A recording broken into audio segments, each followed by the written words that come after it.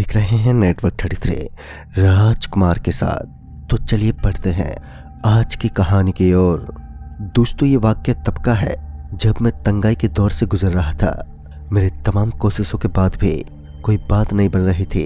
उसी बीच मुझे रेलवे वाले मनोहर भैया का ख्याल आया। दरअसल मनोहर भैया का रेलवे में पिछले साल ही और उनके साथ मेरे ताल्लुकात भी बड़े मधुर थे। तो मैं उम्मीदों का झोला लिए उनके चौखट पर जा पहुंचा और मनोहर भैया से मदद की गुहार लगाई। मेरी बात सुनते ही भैया ने कहा, वैसे तो मुझे पक्का पता था कि मनोहर भैया कोई ना कोई इंतजाम तो ज़रूर कर देंगे, मगर मुझे तो अभी ही ज़रूरत थी, जिस वजह से मेरा चेहरा उतर गया। मनोहर भैया भी मेरे उतरे हुए चेहरे को देखकर मेरी परिस्थिति समझ गए थे। उन्होंने मेरे कंधे पर हाथ रखते हुए कहा, ऐसा कर, तू मेरे काम में हाथ बटा। जब तक कि कोई बढ़िया इंतजाम नहीं होता, बदले में मैं तुझे कुछ ना कुछ दे दिया करूंगा। मनोहर भैया के इतना कहते ही मेरा उतरा हुआ चेहरा उम्मीद से एक बार फिर खिल उठा। मनोहर भैया ने कहा, आज से मेरे साथ चलियो। फिर मनोहर भैया के यहाँ पर खाना पीना करने के बाद तकरीबन 9 बजे के करीब मैं मनोहर भैया के साथ काम पर निकला। हमारे गांव से तकरीबन 20 किलोमीटर दूर हम रेलवे फाटक पहुंचे, जहां भैया ने मुझे सारा काम समझा दिया था और साथ ही मुझसे कहा, कोई जल्दबाजी नहीं है, अगर कोई डाउट हो तो पूछ लेना, वैसे भी मैं तो यहीं पर ही हूँ। फिर तकरीबन रात के 10 बजे मैंने पहली बार रेलवे फाटक गिराया, क्योंकि आगामी एक्सप्रेस वहां से गुजरने वाली थी। हालांकि मनोहर भैया मेरे काम पर अच्छे से नज़र रखे हुए थे, ताकि वो गलती होने पर वक्त रहते ही ठीक कर सकें। खैर, ट्रेन के आने जाने का सिलसिला चलता रहा और धीरे धीरे मेरा डर भी अब कम होता गया। जैसे जैसे रात गहराई, रेलवे फाटक पर सन्नाटा पसरने लगा और तकरीबन 2:30 बजते बजते पूरी तरह से खामोशी छा गई और अब अगले 2 घंटे तक कोई ट्रेन भी वहां से नहीं गुजरने वाले थे, जिसका मतलब ये था कि हम थोड़ा आराम फरमा सकते थे। मैं पोस्ट की खिड़की के पास बैठा बाहर रेलवे फाटक की तरफ ही देख रहा था कि तभी हमें रेलवे फाटक गिराने का सिग्नल मिल गया। इससे पहले मैं रेलवे फाटक गिराता कि मनोहर भैया ने रेलवे फाटक गिरा दिया। हालांकि तब वहां पर कोई भी नहीं था, ना तो कोई पैदल आदमी और ना ही कोई गाड़ी वाला। रेलवे फाटक के गिराते ही एक के बाद एक 5 ट्रेन वहां से निकले, जिसमें से 2 मालगाड़ी भी थी और अभी भी 2 ट्रेनों को गुजरना था। मैं अभी रेलवे फाटक की तरफ ही देख रहा था कि मैंने देखा कि 2 बाइक वाले रेलवे फाटक पर खड़े हैं। मैं उन्हें अचानक से वहां देखकर थोड़ा चौंक सा गया था, क्योंकि मैंने उन्हें वहां आते देख नहीं पाया था। तभी रेलवे फाटक ऊपर की तरफ होने लगा, जबकि अभी तो ट्रेन आने वाली थी। मैं पीछे पलटते हुए बोला, अरे मनोहर भैया, ये क्या कर रहे हो? अभी तो ट्रेन आने वाली है। मैंने इतना कहा ही था कि मैंने देखा कि मनोहर भैया रूम में नहीं है। मैं उसी वक्त रेलवे फाटक गिराने के लिए लेवर की तरफ बढ़ा, मगर लेवर तो पहले से ही डाउन था। उस वक्त मैं इतना प्रेशर में आ गया था कि मुझे कुछ समझ ही नहीं आ रहा था कि मैं क्या करूं। मैं पोस्ट की खिड़की से ही चिल्लाते हुए उन बाइक वालों को आवाज देते हुए बोला, अभी रेलवे फाटक मत क्रॉस करो, ट्रेन आने वाली है। पर ना जाने क्यों वो बाइक वाले मेरी बात सुन ही नहीं रहे थे और रेलवे ट्रैक क्रॉस करने लगे। जैसे ही वो रेलवे ट्रैक के बीचों बीच पहुंचे कि एक हनहनाती मालगाड़ी ने उन दोनों बाइकरों को टक्कर मार दी और वो दोनों बाइक वाले उछलते हुए रेलवे फाटक से दूर जा गिरे। ये सब इतना भयानक था कि मेरी सांसें थम गई थी और मेरे हाथ और पैर बुरी तरह से कांपने लगे थे। मैं वहीं फूट फूट कर रोने लगा। मुझे लग रहा था जो कुछ भी हुआ वो मेरी गलती से हुआ है।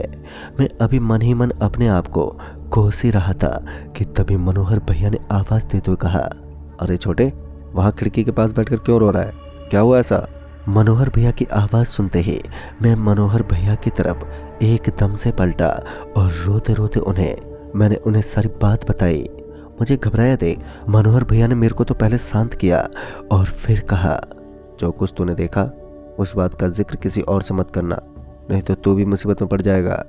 पता नहीं क्यों मनोहर भैया की ये छुपाने वाली बात मुझे सही नहीं लगी। खैर, उस वक्त मैं शांत हो गया और उस रात की ड्यूटी खत्म करके जब सुबह में अपने घर जाने लगा तो मनोहर भैया ने एक छोटी सी काली थैली पकड़ाते हुए कहा, ये ले तेरा मेहनताना और रात को सीधे यहीं आ जाना।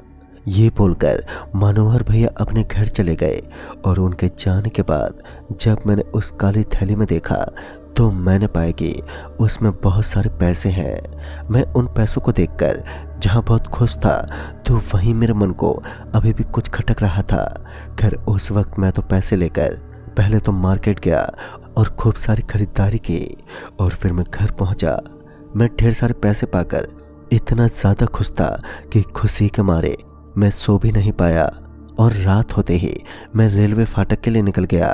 जब मैं वहां पर पहुंचा तो मैंने पाया कि मनोहर भैया पहले से ही वहां कुर्सी पर बैठे हुए हैं। उन्होंने मुझे देखते ही कहा, तूने कल वाली रात किसी से बताई तो नहीं है ना? इस पर मैंने कहा, नहीं तो। फिर मनोहर भैया ने कहा, गुड, और कभी बताना भी नहीं। इसके बाद रेलवे फाटक गिराने और उठाने का सिलसिला शुरू हो गया। जैसे जैसे रात गहराती गई रेलवे फाटक पर गाड़ियां कम होती गईं। फिर जब रात के 2 बजे तब एक मालगाड़ी के आने का सिग्नल मिल गया। सिग्नल मिलते ही मैंने रेलवे फाटक गिरा दिया। रेलवे फाटक के लीवर को डाउन यानी नीचे गिराने के बाद जब मैंने पोस्ट की खिड़की से फाटक की तरफ देखा तो मैंने पाया कि फाटक गिरा ही नहीं है। मैंने तुरंत ही उस लीवर को फिर से उठाकर नीचे किया मगर रेलवे फाटक अभी भी ऊपर की तरफ ही था। हैरान की बात तो ये थी कि मनोहर भैया फिर से गायब थे। मैं किसी भी तरह से रेलवे फाटक गिराना चाहता था ताकि कोई दुर्घटना ना हो जाए। मैं अभी लीवर को ऊपर नीचे ही कर रहा था कि तभी किसी की चीख सुनाई दी और जब मैंने पोस्ट की खिड़की से बाहर ट्रैक की तरफ देखा तो मालगाड़ी बड़ी ही रफ्तार में गुजरती हुई नजर आई और मैं अभी अभी रेलवे फाटक पर अपनी नजरें गड़ाए ये जानने की कोशिश कर रहा था कि आखिर वो चीख किसकी थी। कहीं कोई मालगाड़ी की चपेट में तो नहीं आ गया। खैर देखते ही देखते मालगाड़ी गुजर गई मगर मुझे कुछ भी वैसा नहीं दिखा जिससे ये पता चल सके कि कोई मालगाड़ी की चपेट में आया हो। मालगाड़ी के गुजरने के कुछ देर बाद मनोहर भैया लौटे और कुर्सी पर आकर बैठ गए। मैंने उनके कुर्सी पर बैठते ही उनसे पूछा, भैया आप कहाँ चले गए थे? आपको पता है ये लीवर खराब हो गया है। मेरे इतना कहते ही मनोहर भैया बोले, ये क्या कह रहा है छोटे? इस पर मैंने कहा, हाँ हो गया है, यकीन नहीं हो रहा है तो खुद ही चेक कर लो। मेरे इतना कहते ही मनोहर भैया कुर्सी से उठे और लीवर को पकड़ते हुए उसे नीचे कर दिया। लीवर के नीचे करते ही रेलवे फाटक भी नीचे हो गया और फिर जब मनोहर भैया ने लीवर ऊपर किया तो फाटक ऊपर उठ गया। ये देखकर जहां मैं हैरान था तो वहीं मनोहर भैया मुझ पर हंसते हुए बोले, तू भांग वांग तो खा के नहीं आया है? खैर उस वक्त मैंने कुछ नहीं कहा और रात गुजरी और मैं अपने घर के लिए निकला। अभी मैं सीढ़ियां ही उतर रहा था कि मनोहर भैया ने फिर से एक काली थैली मेरी तरफ फेंकते हुए कहा, आज थोड़ा कम है मगर तेरा काम चल जाएगा। उस थैली के अंदर फिर से पैसे थे। इस बार मैं चुपचाप घर गया और उस थैली को संदूक में रख दिया और खाना पीना करने के बाद मैं आराम से सो गया। सूरज ढलते ही मैं फिर से काम के लिए निकल गया। फिर जब मैं रेलवे फाटक पहुंचा तो मैंने पाया कि फाटक के एक ओर बहुत ही ज़्यादा ट्रैफिक है। दरअसल एक बहुत बड़ा ट्रक क्रॉसिंग के आधे से ज़्यादा हिस्से को ब्लॉक किए हुए था मगर भैया जो पहले से ही पहुंचे हुए थे उन्होंने बताया कि ट्रक अचानक ही बिगड़ गई है और मिस्त्री अभी लगे हुए हैं उसे ठीक करने में। जहां मिस्त्री ट्रक को ठीक करने में लगे थे तो वहीं मैं भी अपने काम में जुट गया था। हालांकि उस ट्रक के चलते रेलवे फाटक पर काफ़ी ज़्यादा गाड़ियों का जाम लग रहा था। लेकिन जब रात के 2 बजे तो रेलवे फाटक क्रॉस करने वाली सिर्फ इक्का दुक्का ही गाड़ी थी पर वो ट्रक अभी भी चौंका त्यों पड़ा हुआ था। ट्रक को ठीक कर रहे वो 4 लोग भी अब थक चुके थे। इसी बीच मैंने रेलवे फाटक गिरा दिया। दरअसल ट्रेन एक के बाद एक गुजरने वाली थी। मैंने रेलवे फाटक तो गिरा दिया था मगर पिछले 2 दिनों में जो कुछ मैंने देखा था वो अभी भी मेरे जहन में एक अजीब सी हलचल मचाए हुए था। साथ ही मैंने मनोहर भैया पर भी अपनी एक नज़र जमा रखी थी ताकि वो आज भी रोजाना की तरह गायब ना हो जाए। फिर कुछ ही देर में ट्रेन की हॉर्न सुनाई पड़ी और फिर जब मैंने बाहर रेलवे फाटक की तरफ देखा तो मैं चिल्लाते हुए बोला, अरे ट्रक से हट जाओ, ट्रेन आ रही है। दरअसल वो 4 लोग जो वहां बिगड़ी ट्रक की मरम्मत कर रहे थे अब वो 4 जने ट्रैक पर किसी मूर्ति की तरह खड़े थे जिन्हें मैं चिल्लाते हुए ट्रैक से हटने को कह रहा था, मगर वो हिल तलक नहीं रहे थे। इससे पहले मैं कुछ और कर पाता कि आ रही ट्रेन उन चारों को कुचलती हुई निकल गई और इतना खौफनाक मंजर देखते ही मैं वहीं एकदम से बेहोश हो गया। फिर जब मुझे होश आया तो तब तक सुबह हो चुकी थी। सामने मनोहर भैया थे। मेरी आंख खोलते ही उन्होंने मुझसे पूछा, तू ठीक तो है ना? इस पर मैंने कहा, मैं तो ठीक हूँ, मगर रात जो हुआ। अभी मैंने इतना कहा ही था कि मनोहर भैया ने कहा, रात गई बात गई, तू ज़्यादा मत सोच, ये ले पकड़ी ये थैली और घर जा। फिर से वो पैसे वाली काली थैली देखकर मैं कुछ देर के लिए सोच में पड़ गया और थोड़ा मन ही मन सोचने के बाद मैंने मनोहर भैया से ये कहकर मना कर दिया कि अभी मुझे पैसे की ज़रूरत नहीं है, जब ज़रूरत होगी तो बेझिझक मांग लूँगा। भैया भी मान गए और मैं बिना पैसे लिए घर पर चला आया।